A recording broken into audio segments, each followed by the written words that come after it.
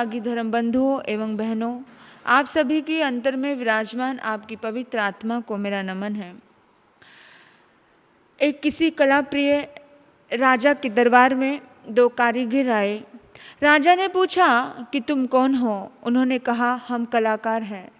राजा ने कहा, अरे वाह, तो क्या कला करते हो? एक ने कहा कि मैं चित्रकार हूँ, दूसरे ने कहा मैं विचित्रकार हूँ। राजा ने कहा, बहुत सुंदर बात है, कला तो मुझे पसंद है, मुझे बहुत अच्छा लगता है जो कलाकारी करता है।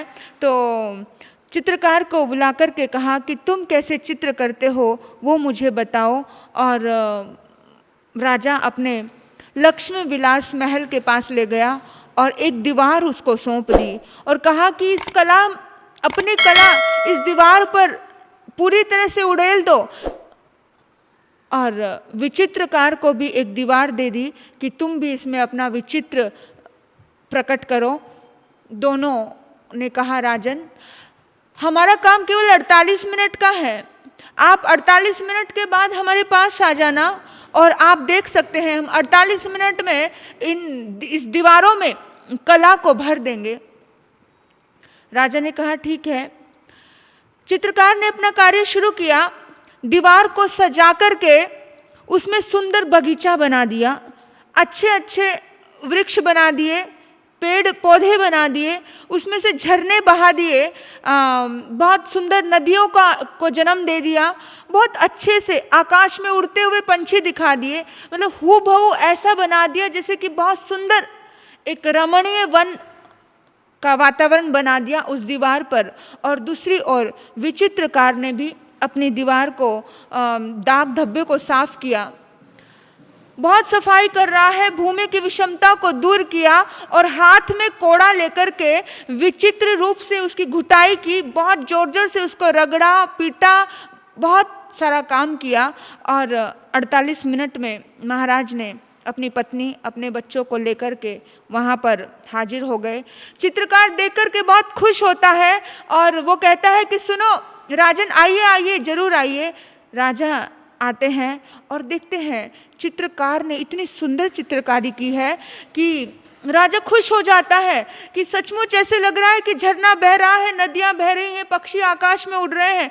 वो इतनी खूबसूरत चित्रकारी देख करके राजा बहुत प्रभावित होता है कि 48 मिनट में इतना सुंदर काम कर दिया, गजब हो गया। और इधर उन्होंने कहा कि विचित्रकार और चित्रकार की दीवार के बीच में एक पर्दा था। उस पर्दे के साइड में जाकर के उसने राजा ने देखा और राजा देखता है कि विचित्रकार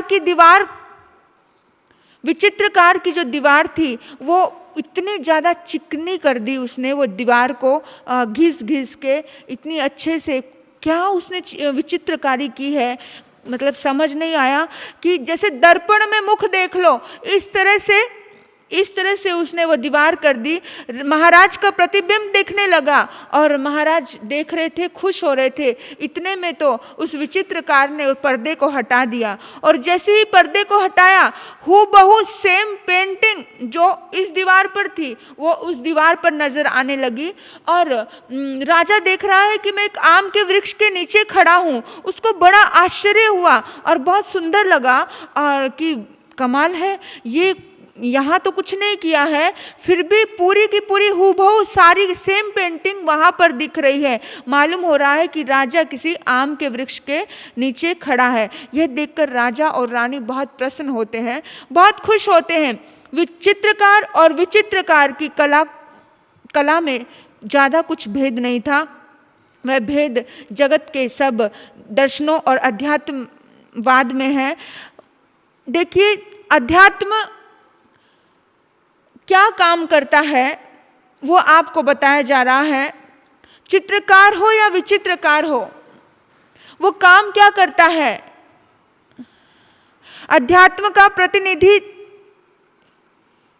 विचित्रकार है तो दर्शनों का प्रतिनिधि चित्रकार है। दर्शनों का कार्य क्षेत्र मस्तिष्क है तो अध्यात्म हृदय की दीवार को साफ करने का काम करता है। अध्यात्म हृदय की दीवार को साफ करने का काम करता है। कहीं पे दाग धब्बा है, कहीं पर उबड़ खाबड़ है, कहीं पर विषमताएं हैं, कहीं पर किसी प्रकार की कोई गंदगी है, उस सभी को साफ करने का काम अध्यात्म करता है, जो जीव विचित्रकार की तरह हृदय रूपी दीवार पर कषाय रूपी गंदगी को, कषाय रूपी खड्डों को साफ करता है, विषम भागों को मिटा करके पूरी तरह से मनोभूमि को सम करता है, संभाव में लाता है। जो ऐसा काम करता है उसी को समाइक की साधना कहा जाता है। उसी को समाइक की साधना कहा जाता है कि समाइक अपनी आत्मा को पूरी तरह से रगड़ लेना है, अपने कर्मों को पूरी तरह से धो लेना है, साफ कर लेना है, पूरी तरह से सम कर देना है, उसी को कहा जाता है समाइक। समाइक क्या काम करती है? समाइक साफ करने का काम करती है। जिस तरह से विचित्रकार ने काम किया है दीवार को साफ करने का, वही काम समाइक करती है। समाइक की साधना वह विचित्र कला है जिसमें संसार के विभिन्न चित्र अंकित करने के बदले केवल चित्त की भीति को सम किया जाता है, चित्त को साफ किया जाता है, ज्ञान के कोड़े मार करके चित्र को चमकाया जाता है, चित्त को निर्मल किया जाता है। चित्त को निर्मल कैसे किया जाता है? ज्ञान के कोड़ों से ही, सम्यक दृष्टि से, है ना। मोह के दाग को साफ कैसे किया जाता है? जब ज्ञान प्रकट होता है तब मोह के दाग साफ किए जाते हैं। बुद्धि पर लगे हुए द्रोह इंसान के साफ होते हैं जब ज्ञान, विवेक और बुद्धि रूपी परिवार के साथ इंसान अपने भीतर को साफ करता है तो चेतना आनंदमय हो जाती है, भाव विभोर हो जाती है। लेकिन आत्मा के स्वरूप को जानने का अवसर, साफ साफ देखने का अवसर तभी मिलता है जब हम पूरी तरह से अपने आप की सफाई करेंगे। सफाई करने के लिए हमें मेहनत करनी पड़ती है 48 मिनट तक। ज़्यादा टाइम लगाने की आवश्यकता नहीं है। इतना सा भी समय आपने दे दिया अपनी आत्मा को सुबह शाम, तो आपके जीवन में धीरे धीरे अभ्यास से आपका काम आसान हो सकता है। जिस साधना में संभाव की प्राप्ति हो उसको समाइक कहते हैं। संभाव यानी शांति, सकून। जिस साधना में संभाव की प्राप्ति हो, समाइक करने पर जो श्रावक होता है वो साधु की तरह हो जाता है। वह अल्पकाल के लिए अपने पापों से मुक्ति प्राप्त कर लेता है। शमन जीवन के लिए वो लालायित होता है, अपने मन को सकून से भर लेता है। गृहस्थ को समय समय पर समाइक जरूर करनी चाहिए। अपनी आराधना के लिए, अपनी साधना के लिए थोड़ा समय जरूर निकालना चाहिए। जिस प्रकार फ़ोन को आप फुल चार्ज करते हो तो वो दिन भर चलता है, चार्ज करने में 1 घंटा तो कम से कम लगता ही है। ऐसे ही आत्मा को भी समता से चार्ज करना होता है, समाई करके चार्ज करना पड़ता है। इस साधना में मन इतना पुष्ट हो जाता है, इतना चार्ज हो जाता है कि 24 घंटे ये आत्मा प्रफुल्लित रहती है, सकून से जीती है, खुशी से जीती है। हमारी और आपकी ज़िंदगी में, हर इंसान की ज़िंदगी में उतार चढ़ाव तो बहुत आते हैं। ऐसी कोई ज़िंदगी नहीं है जिस ज़िंदगी में उतार और चढ़ाव नहीं आए, सुख दुख ना आए, टेंशनों का, आफतों का कोई भी मेला ना हो ज़िंदगी में।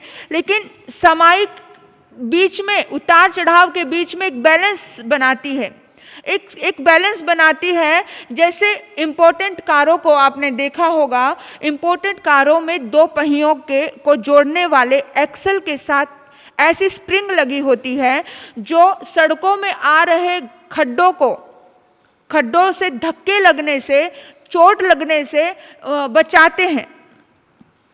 बैठने वाले को, कार में बैठने वाले को, लोगों को वो बचा लेते हैं। इसी प्रकार समाइक भी साधक की ज़िंदगी में जो दुख आते हैं, जो झटके आते हैं, जो भी टेंशनें, परेशानी आती हैं, वो इसी तरह से धक्के लगने से, चोट लगने से समाइक इंसान को बचा लेती है। देखिए, समाइक एक ऐसा सेंट है, एक इत्र है जो लगाता है, उसके भीतर तो खुशबू आती ही आती है। मतलब वो 24 घंटे मतलब खुशबू से परिपूर्ण रहता है, 24 घंटे में उसके भीतर में एकदम अलग सी खुशबू आती है। जो व्यक्ति सेंट लगा लेता है तो वो श्वासित होता है हर पल प्रतिपल, लेकिन जो उसके पास आता है, जो सेंट लगाए हुए व्यक्ति के पास जाता है, उस व्यक्ति को भी खुशबू आती है, वो व्यक्ति भी खुशबू से आनंद ले सकता है। किसी ने चंदन की खुशबू लगाई हो तो उसको भी बड़ा मजा आएगा, अरे वाह बड़ी चंदन की खुशबू आ रही है, उसको भी अच्छा लगता है। तो यही बात सामायिक साधक पर लागू होती है। अगर सामायिक साधक के जीवन में इतना परिवर्तन आता है कि उसके जीवन में, उसकी जिंदगी में उसके पास आकर के कोई बैठता है, सामायिक करने वाले साधक के पास भी अगर कोई आकर के बैठता है तो बैठने वाले को भी आनंद मिलता है, सुकून मिलता है। जिस तरह से आप स्नान करते हैं, सामायिक क्या करती है आपकी ज़िंदगी में वो बता रही हूँ मैं आपको। जिस प्रकार आप स्नान करते हो, नहाते हो, पानी से आपको एक थेरेपी मिलती है जिसको बोलते हैं वाटर थेरेपी। आपका बॉडी एनर्जी से भर जाता है, एकदम तरोताज़ा हो जाता है, बड़े आनंदमय हो जाता है आपकी बॉडी में और आपको एकदम फ्रेश लगता है। सामायिक भी ऐसा ही काम करती है। जब आप 48 मिनट के लिए अपने आप को, अपनी काया को, अपने मन को, अपने वचन को और अपने काया को साध करके बैठते हो, साधना में बैठते हो, उसी समय जिस तरह से नहाने से तरोताजा होते हो आप, इसी तरह से सामायिक करने से भी आप तरोताजा होते हो। सामायिक एक भीतरी स्नान है, भीतर जो व्यक्ति को अंदर से रिलैक्स करती है, अंदर से तरोताजा करती है,